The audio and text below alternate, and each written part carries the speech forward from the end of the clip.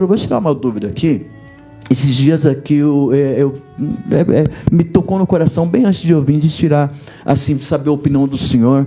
E às vezes até tirar uma dúvida, que eu acredito que talvez o senhor tenha até mais experiência que eu. Eu ouvi uma pessoa falando assim que Deus, ele não ouve oração. Às vezes, se você está com o coração irado, ou às vezes está assim, vamos supor, passando por uma situação assim, vamos supor, você teve uma confusão com alguém, entendeu? Mas aí você está ali com o coração magoado, machucado, e às vezes também, infelizmente, a gente é ser humano, fica um pouquinho de raiva, aí você vai orar. Né? Deus ouve a oração nessa situação? O senhor acha que Deus ouve? Tem base bíblica de se não ouve ou não ouve? Não entendi a pergunta. O que o senhor pensa? Não, assim, uma situação de chateação? Assim, o senhor acha que, independente da situação que a pessoa está passando, independente da situação, vamos supor, eu vou colocar existe, aqui, sim, a pessoa, que nem nós estávamos falando assim, das pessoas da Cracolândia, sim. Uma pessoa que está na situação lá, naquela situação, se agora, neste momento, falar com Deus, Deus vai ouvir? Sim, nessa situação, por exemplo, o que impede o Deus de ouvir a oração de uma pessoa é o pecado. Isaías 59:2 diz assim, né? Mas as suas maldades separaram vocês do seu Deus, e os seus pecados esconderam de você o rosto dele, e por isso ele não os ouvirá. O pecado faz com que Deus não ouça a oração. Naquele caso ali, vamos supor, podemos chamar ali a Cracolândia de Lodebar, né? O povo que está ali em Lodebar, na cidade, né, dos excluídos, na cidade dos que ninguém quer perto, dos esquecidos, dos excluídos. O que acontece? Se eles clamarem, né, porque ali já excedeu uma situação de pecado. Começou no pecado e agora ela é um aprisionamento. Eles estão presos agora. Você tem uma situação de você cair no pecado, você está no pecado, você está preso ao pecado. Existem essas três situações, algumas mais, mas eu estou falando especificamente nessas três. Né? Então, assim, hoje eles estão presos. Se eles clamarem, né, Deus, ele ouve eles e até faz uma obra de tirar. Eu conheço pessoas que foram tiradas da Cracolândia. Né? Sim, conheço também. Eu conheço pessoas que foram tiradas e eles clamaram lá, porque não tem outro lugar deles clamarem. Então, assim, um baseamento bíblico que Deus não ouve pessoas que estão presas ao pecado, não, se elas estiverem presas ao pecado e elas clamarem a Deus, Deus ouvirá. Entendeu? Ele ouvirá porque elas estão pedindo por uma oportunidade, por uma chance. Entendi. E Deus, então se a pessoa está presa ao pecado, ela vai estar entendendo. Porque eu penso assim, pastor, a pessoa está numa situação de pecado, está numa situação ruim. Mas Deus, ele veio para falar que Jesus veio para aqueles que estão nessa situação. Então, né? O que acontece? Ali o vício, ele já excede uma situação de pecado, ele está acima do pecado. Por exemplo, vamos pegar aqui, um homem. Ele tem duas mulheres, uma casada, ele é casado e tem uma mulher e uma outra fora do casamento. Isso é um pecado e impede a oração dele. Aquele que está na Cracolândia, por exemplo, ele no caso, ele está preso, ele precisa de libertação. O vício tomou ele não tem domínio. Por exemplo, aquele homem, ele tem domínio. Eu posso chegar agora e terminar essa situação, preciso parar com essa situação. Olha, vou ser marido da minha esposa, vou viver somente com ela, eu tenho domínio sobre isso. O viciado do crack ou outra dependência forte que é acima dele, ele não tem essa legalidade de chegar lá e falar assim, crack, eu vou parar de usar você. Não, ele está preso. E quando você está preso, né? Eu vou ministrar uma mensagem agora que fala dos leprosos. Então, é diferente. O leproso não pode chegar assim e falar assim, lepra, eu não quero mais você. E a lepra, na Bíblia, não tem escolha para ele, como se não tem escolha, né? A lepra é totalmente assemelhante ao pecado. Então, o que acontece? Ele está preso. Então, respondendo a sua pergunta, na situação dessas pessoas, Deus os ouve. Por quê? Porque eles estão presos, eles estão tomados daquela situação, eles não têm forças, eles não têm condições de sair por si só. E o que Deus veio fazer? Né? Para isso se manifestou o Filho de Deus, para desfazer as obras do diabo. O diabo veio para matar, roubar e destruir. E o Senhor veio para dar vida e dar vida em abundância. Amém. Você clamou num bar, né? O meu testemunho, eu estava dentro de um bar no Jurubone, que eu tocava à noite, saí do bar do Pedrinho, e aí tinha usado algumas coisas naquele dia, estava passando por um momento muito difícil, porque tinha perdido minha irmã de 15 anos e tal, e aí, né, minha namorada, que era a pastora Kátia, a gente estava meio que separado, ela estava esperando um filho, então assim, eu comecei a entrar numa vibe que não tinha nada a ver, e um dia eu estava muito louco. E aí eu estava dentro de um bar ali, aí eu, bem louco mesmo, eu clamei. Eu falei, Deus, tipo, se você me der uma oportunidade, eu prego o evangelho onde você mandar, mas me tira dessa situação, porque estou sentindo que eu vou morrer. Os caras batiam no ombro, vocês vão dar um tiro lá, tal, não sei o que, não consigo ficar em pé. E nessa oração, eu falei assim, Deus, se o Senhor me der uma oportunidade, eu prego o evangelho onde o Senhor mandar. Tá no limite, já estava no limite. Aí eu olhava para as pessoas, errado, eu lembro que eu falei assim, poxa, fecha esse lugar, salva essas pessoas. Eu lembro dessa oração, fecha esse lugar, salva essas pessoas. E aí eu saí de lá, não lembro como, mas eu lembro que no outro dia de manhã, na Bosquete ali, a gente se reuniu às 10 da manhã ali, né, para conversar depois das baladas. E eu lembro que eu falei para os meninos, falei, rapaziada, eu vou para a igreja hoje, se você for, a gente vai com você. Duvido que você vai, não, eu vou. Aí eles falaram, para você ver a oração, na situação, só para responder a pergunta. Eles falaram assim, você ficou sabendo o que aconteceu ontem no bar, depois você saiu? Falei, não. Falei, um cara bêbado lá foi atropelado, aí baixou a fiscalização lá, o bar estava irregular, fecharam o bar. O Espírito Santo me lembrou na hora que eu falei, Senhor, fecha esse lugar. Olha. Aí beleza, nós somos... E você e o pastor, no caso, o senhor, no caso, não era nem convertido, não, só para ver como que... Eu estava clamando. Então, mas Deus praticamente respondeu a oração dele. Isso. E aí... drogado, né? E eu estava assim, e aí eu fui para a igreja, né? E eles foram comigo, nós somos em 13. Né? Nossa, que bênção. E os 13 ali, os 12 aceitaram Jesus e eu me reconciliei. Passado alguns meses, um ano mais ou menos, eu fui ordenado ao diaconato. Teve batismo de manhã e o ordenação no diaconato. Quando foi à noite, fui servir a minha primeira Santa Ceia. Mesmo naquela mesma semana? Um casal, né? No mesmo dia teve o batismo e à noite teve o culto de Santa Ceia. Um casal que tinha sido batizado naquele dia, eles chegaram para mim, na hora que eu estava servindo a Santa Ceia, eles falaram assim, você lembra da gente? Eu falei, não. Você não era lá o Cecel que tocava no grupo de samba? Sim. Eles disseram assim, nós somos os donos do bar. Eles tinham se batizado aquele dia. Aí o Espírito Santo me lembrou de novo, salva essas pessoas. Que bênção, né, pastor? Olha que bênção. Então, a partir dali, eu...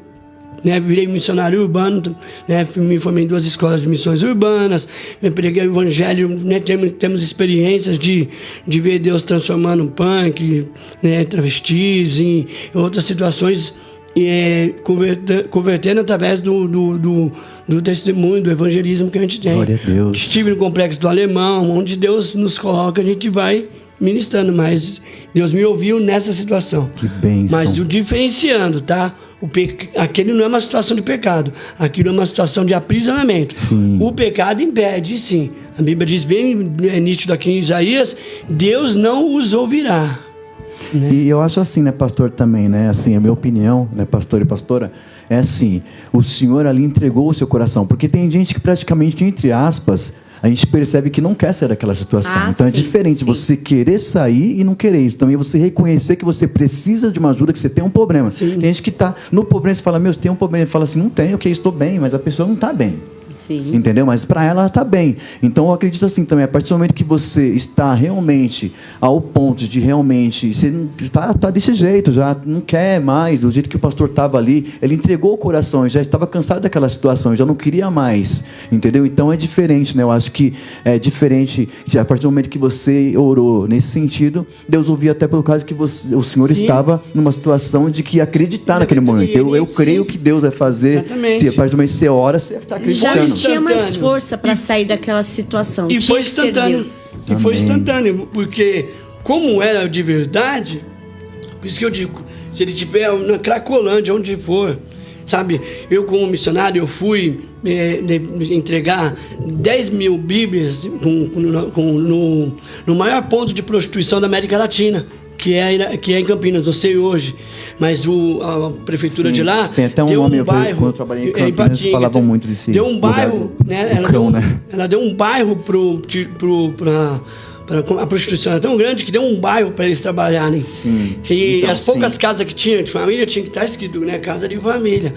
E ali, né? Nós chegamos lá para entregar a Bíblia e encontramos, por exemplo, uma moça, uma prostituta, que ela era presa não só pela situação, mas ela era presa pelo cafetão, ela era presa por polícia corrupta. Tanto espiritual como também humanamente, ela né? era presa por traficantes. Uma situação de... E ninguém poderia tirar ela de lá, não tinha como sair, ela era vigiada o tempo inteiro. Tem muita gente nessa E o que aconteceu? Né? Quando chegamos ali, os missionários, chegamos ali, e aí tinha com nós missionários advogados, então pessoas que tinham alguma certa influência para poder socorrer aquela pessoa. E Deus tirou ela de lá usando essa situação. Essa influência, né? Graças a Deus, né? E realmente, infelizmente, só para ver como que tem ser humanos e outros seres humanos. Tem seres humanos que, infelizmente, acabam fazendo isso com a pessoa. Vê a pessoa numa situação ruim, pega o uso de oportunismo e ali acaba aprisionando mais a pessoa, né? Em vez de estender a mão para tirar, vai e aprisiona mais ainda. Amém? Glória a Deus. Eu vou passar a oportunidade já da palavra para o pastor. Porém, eu não posso deixar de falar que passou aqui um período de oração e eu não tinha visto, que é aqui ó, Ana Maria Rodrigues. Ore pelos pastores José Rocha e sua família. Eu falei, ela é da Bahia. É minha prima. Foi agora. Passou. Ela acabou de postar aqui. Foi agora, então, né? Foi agora. É minha prima. Ela mora numa cidade, não lembro o nome da cidade, da Bahia, né? E onde as barreiras ali, né? No retrasado, eles perderam tudo, que estourou a barreira e tal. Então, o que acontece? Ela está acompanhando, né? Queria dar a paz do Senhor para Ana Maria, minha prima, né? Para o pastor José Rocha, que é o marido dela. Está pedindo oração assim, nós vamos clamar em nome de Jesus, amém? Com toda certeza. Amém. Glória a Deus, glorificado o nome do Senhor, está muito bom. E eu vou agora passar a palavra já para o preleitor, né? Que é o pastor, que deu um testemunho maravilhoso aqui agora. E já aproveita já dá continuidade, tá bom, amém. Pastor? Amém. Glória a Deus, amém. Mais uma vez, boa noite a todos, né? E quero partilhar uma palavra, né? Que como nós estamos aqui no fim do ano, eu sempre costumo dizer no nosso ministério, a Casa de Oração Força Máxima, que as festas anuais, desde a era bíblica, elas são perigosas para você esquecer Jesus, né? Foi nas festas anuais, por exemplo, que a mãe de Jesus esqueceu ele, né? Esqueceu ele na cidade lá. Então, assim, Deus, ele quer nos restaurar. A campanha, ela em prol de Deus, de a gente saquear o inferno e Deus devolver tudo aquilo que é por direito nosso. Glória a Deus. Por isso existem situações, né, por exemplo, porque somos roubados, né? Eu queria muito trazer uma palavra e Deus, ele redutou bastante comigo para me trazer uma outra palavra, amém, né? Amém. Porque a palavra que a gente pensa, uma palavra de final de ano, uma palavra de vamos profetizar, mas ainda entrou até com você falando dessa pergunta. Parece que veio de encontro. Veio de encontro. Não, percebi então, que na hora assim, que eu perguntei mesmo, não interrompendo a pregação, o senhor já estava, parece ali, eu falei, nossa, parecia que já estava... porque ele começou a ler ali. Eu tenho uma referência, exatamente, porque eu tenho uma referência. Né? Não entendi nada. Porque eu tenho uma referência dentro do meu... que não é uma cristocidência, obviamente, dentro do meu estudo aqui, eu tinha bem essa referência da sua pergunta. Mas eu quero ler Lucas, capítulo 5 de Lucas, né? Capítulo 5, versículo 12 ao 17, que para ganhar tempo diz assim. Então, para você acompanhar, capítulo 5 de São Lucas, versículo 12 ao 17, que diz assim: estando Jesus numa das cidades, passou um homem coberto de lepra. Quando viu a Jesus, prostou-se com o rosto em terra e rogou-lhe: se quiseres, pode me purificar. Se quiseres, pode me curar. Jesus estendeu a mão e tocou nele, dizendo: eu quero, seja purificado, seja curado. Imediatamente a lepra o deixou.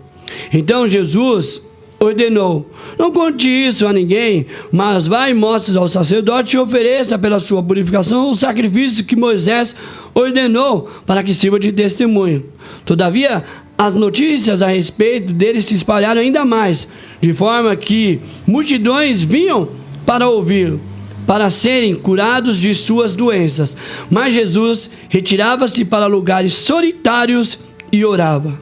Certo dia, quando ele ensinava, estava sentado ali os fariseus e mestres da lei, procedentes de todo o povoado da Galiléia, da Judéia e de toda Jerusalém. E o poder do Senhor estava com ele para curar os doentes. Amém? Só até aqui nessa mensagem, né, na leitura bíblica, que eu queria deixar aqui uma situação sobre um homem coberto de lepra. Então, assim, no fim do ano, a gente sempre partilha ali com os jovens, com as pessoas, né? Quando termina ali o ano novo, quando as pessoas começam a voltar para a igreja ali, todas elas chegam com bastante problemas, né?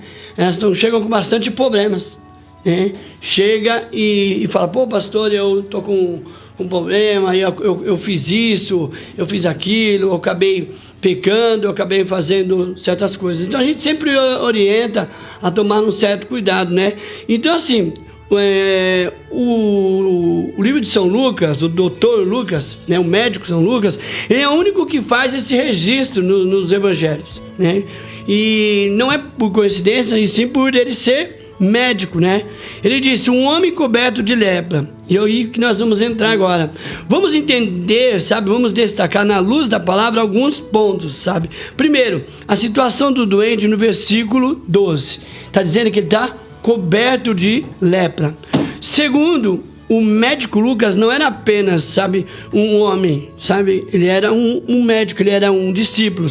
E para ele também não era apenas um homem com lepra, mas sim um homem, a ênfase que ele dá, um homem coberto de lepra, sabe? O que quer dizer isso? Uma fase agressiva da doença. Segundo os estudiosos, na época havia ali 72 situações de lepras, curável e não curável. Tá? Então, assim, para a gente entrar, quais são esses sintomas? Quais eram esses sintomas? Descascava a pele, reforma, né? Deixava deformado, abala o sistema nervoso, apodrecimento da carne em vida. Então presta atenção, este homem em estado deplorável, sem cura na religião e sem cura na medicina, chega e se prostra diante de Jesus. Ele se prostra diante de Jesus. O curioso é que na época a lepra tinha conexão com o pecado. É isso que nós acabamos até entrando nesse assunto com o diácono Nelson, quando ele fez a pergunta, né? O curioso disso é que naquela época a lepra tinha conexão muito forte com o pecado, e eu tenho alguns exemplos, né? Por exemplo, Miriam, né, irmã de Moisés, ela pegou lepra, né, por rebelião ali, por falar, né, contra o irmão junto com o outro, né? O Geazi, o companheiro de do profeta Eliseu, ele também ficou com lepra pela mentira. O rei Uzias, pelo orgulho, acabou pegando lepra. Então a lepra ela tem, sabe? Então ela tem muita semelhança com o pecado. E muitas das vezes nós voltamos, né? E achamos que está tudo bem. E nós não temos uma lepra no físico, mas acabamos tendo uma lepra espiritual. Acabamos morrendo na nossa fé. Então, assim, a lepra ela é profunda. O pecado, ele é profundo. A lepra separa. O pecado separa, na Isaías que acabei de ler aqui, né? Mas as suas maldades separaram vocês do seu Deus, e os seus pecados escondem de você o rosto dele, e por isso ele não os ouvirá. Então a gente pode entender exatamente assim, que a lepra é profunda, o pecado é profundo. A lepra separa, né? Tinha um leprosário naquela época, né? Até eu acredito que hoje em dia não com aquela, né, com aquela alta periculosidade, mas existem os seus leprosários, né, em alguns setores hospitalares. Mas presta atenção comigo, né? A gente estava falando da Cracolândia. Aonde eles estão? Estão separados. E por onde eles começaram? Começaram pelo pecado. Né? Todo aprisionamento ele começa, né, por um pecado. Então, amém, a gente está falando de uma situação né, que tem a ver, porque nós não é só, não sou muito assim, não é só chegar assim, vamos fazer o culto da virada e tudo vai virar na sua vida, como você disse, né? Eu também não passo, né, um pano para maquiar o evangelho, né? Só abrir um adendo aqui rapidinho, né? A Madalena, a Leninha, nossa filha na fé, que está lá na Paraíba, está falando que está com saudade dos pastores, né? E nós também estamos com saudade dela, que Deus abençoe a vida dela, amém? Glória a Deus. Então, presta atenção, a lepra, ela deforma, o pecado, ele deforma o caráter, né? A lepra contamina, o pecado contamina. A lepra mata. Qual é o salário do pecado? A morte. Então o homem vai até Jesus, no versículo 12, e olha como ele chega. Lembra que nós falamos sobre clamar, né? A gente está numa era que assim, agora vai começar, né? Amanhã deve ter muitos cultos da virada, que Deus vai virar a tua história, Deus vai virar a tua vida. Eu não sou muito convidado a alguns ministérios por conta de falar abertamente essas coisas, mas assim, eu pregando nas casas de recuperações e nas ruas, ou em lugares que entendem o que eu estou querendo dizer, né? Tipo assim, amanhã vai ter alguns cultos da virada dizendo que Deus vai mudar a sua história, que Deus vai ouvir o teu clamor. O que aconteceu? O povo hoje, cheio de lepra, entende que Deus ouve a sua oração. Cheio de pecado, entende que Deus ouve. Por quê? Porque o glamour do evangelho de hoje, o evangelho genérico, te oferece dizer que não tem problema. Deus ele te ouve. Venha que Deus vai te ouvir. Deus vai mudar a tua história. Deus vai mudar teu cativeiro. Deus vai fazer assim com você. Ninguém se preocupa dessa situação que nós estamos vendo aqui, que não dá para mim chegar lá na Cracolândia e ninguém chega na Cracolândia ou ninguém abre uma igreja dizendo, olha, venha para o culto da virada todos vocês que estão presos nessa situação, que Deus vai mudar a sua história, né? Então assim, aí partiu, acabou, 1º de janeiro, aí já começa também os 12 cultos das 12 meses de bênção. Então assim, e a gente vai vendo essa situação e aí as pessoas vão chegando na presença de Deus, achando que é simplesmente, não, vou lá. Sabe, ontem nós ministramos exatamente sobre isso. Convencido ou convertido? Quantos anos você vai ficar dentro da igreja, né? Tipo assim, uma hora a Deus, uma hora a Deus. Não, sabe, eu preciso querer ser liberto da lepra. Então a Bíblia diz aqui no capítulo 12, que o homem chega com humildade, né? O homem chega com humildade. Ele chega adorando, ele se prostra diante de Jesus. Ele sabe da sua condição, ele sabe que levou ele àquilo, mas ele chega com humildade. Coisas que a gente, tipo assim, a gente vê campanha aí que parece que, tipo assim, ou Deus vai fazer, ou, né? Então, assim, né? Então, já vi pessoas falando, ai meu Deus, eu oro em jejum, Deus não pode fazer isso comigo, né? Então, assim, eu quero dizer que Deus pode todas as coisas, né? Que Ele é o dono de tudo. Ele chegou adorando. O que é? Ele chega com humildade, chega reconhecendo quem é Deus, sabe? Nós temos nós somos uma geração que, tipo assim, não reconhece Deus. Sabe, canta a Deus de qualquer jeito, fala a Deus de qualquer jeito, sabe? E então ele chega adorando, Senhor, Tu és maravilhoso, eu sei que o Senhor pode me curar, tal. Ele chega com fé. Meu, gente, essa mensagem é para que no ano de 2023, aí, no ano de 2022 ainda, nós devemos nos converter ao Evangelho genuíno, pelo fato de que Jesus está voltando, muitas coisas vão acontecer e nós precisamos estar em Cristo verdadeiramente, não estar na igreja. Nós precisamos ser mais cristãos e menos evangélicos, entendeu? Porque nem precisamos ter, as pessoas falam, mas pastor, tem diferença? Tem. O evangelho que ele guarda os princípios da sua igreja, da sua maneira, né? Então, tipo assim, o cristão precisa entender que o evangelho de Cristo, ele tem marcas, ele tem perseguição, ele tem cruz. Primeira coisa que Jesus oferece para uma pessoa que se converte, o que é? A cruz. Quer me seguir? Quero. Então pega a tua cruz, negue-se a si mesmo e me segue. Então, tipo assim, por quê?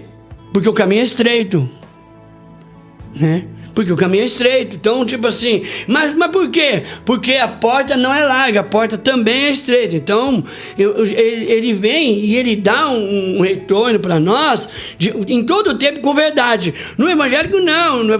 Quando eu falo cristão evangélico, porque assim, eu me converti nos anos 90.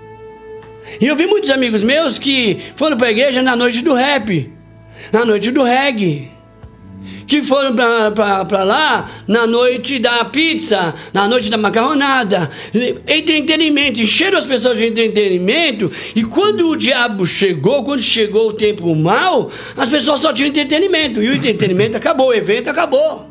E aí onde eu tô? Por isso que a gente está vendo aí quantos escândalos com cantores, porque nos anos 90 cantou bem, homem de Deus cantou bem, mulher de Deus Não precisava ter um baseamento, né, em nada. Cantou bem, e hoje a gente está colhendo os frutos disso. Hoje estão se juntando contra os inimigos de Deus, e aí a gente está, não querendo abordar nome nem nada disso, mas a gente está vendo o que está acontecendo por aí. Então, ele chega com fé. Quantas pessoas estão acostumadas a ir para a igreja, já mecanicamente, mas não tem fé. Não tem fé. Então, a gente está quase finalizando aqui. Ele chega a se submeter na vontade de Deus. Se submeter na vontade de Cristo. Como? Se você quiser, você me cura. Se você quiser. Ele não disse, Senhor, eu quero ser curado. A diferença das campanhas. Eu quero, né? Eu vou pisar na cabeça, eu vou dar 7 voltas, eu vou. Não, ele fala, se você quiser, submetendo à vontade de Deus, se você quiser, você pode me curar. Aí Jesus olha para ele e fala assim, eu quero sim. Né? Então, se você, a gente está finalizando, você que está aí acompanhando, vai acompanhar futuramente, nós estamos aqui, você não tem uma lepra física, mas você pode ter um pecado que pode estar te matando. E só Jesus pode fazer este milagre na sua vida. Amém. Só Jesus. Você pode estar morrendo. Talvez sua lepra é altivez, é autoconfiança demais. Talvez ela é um pecado de acusação. Talvez é um pecado de estimação. Talvez é um pecado que para você não é pecado. Talvez um sofisma. O sofisma tem matado muitas pessoas. Eu acho que tudo que eu acredito é verdade e ponto, acabou. Então isso está matando. No versículo 13, Jesus tocou nele. Quando um puro naquela época tocava o impuro, ficava impuro também. Mas Jesus, sendo puro, tocou o impuro e fez ficar puro aquele que era impuro, como ele faz com nós. Tocou em nós, ele sendo puro, tocou em mim, tocou em você, que eu conheço você também, né, da época do mundo, com seus irmãos, né? Então assim, tocou ele puro, tocou em nós, né? Ele puro, tocou em nós impuro e nos transformou em puro. Né? Por quê? Porque é a essência do Senhor Jesus. Essa é a essência de Jesus. Não misture Jesus com denominações, não misture Jesus, sabe, esses dias eu disse numa ministração, Jesus não é um santo qualquer que colocaram aqui, entendendo mal, dizendo, opa, você está falando que ele não é santo. Não, ele é o santo dos santos, Senhor dos senhores. Mas nós precisamos entender que Jesus é o médico dos médicos. E no versículo 16, né? Mas Jesus retirava-se para lugares solitários e orava. Porque a relação com Deus, a oração é quem traz o poder para as nossas vidas. Essa é a mensagem da última mensagem de ano, né, aqui, dessa campanha que eu quero deixar para você, sabe? Jesus se colocava num lugar solitário, porque a relação com Deus é a oração que traz o poder nas nossas vidas. Então, que você receba isso agora em 2022, leve para 2023, que Deus venha transformar a tua história pelo poder da palavra, em nome de Jesus. Feliz Ano Novo, Deus abençoe você e toda a sua família, em nome de Jesus. Amém, amém. Glória a Deus, glorificado é o nome do Senhor.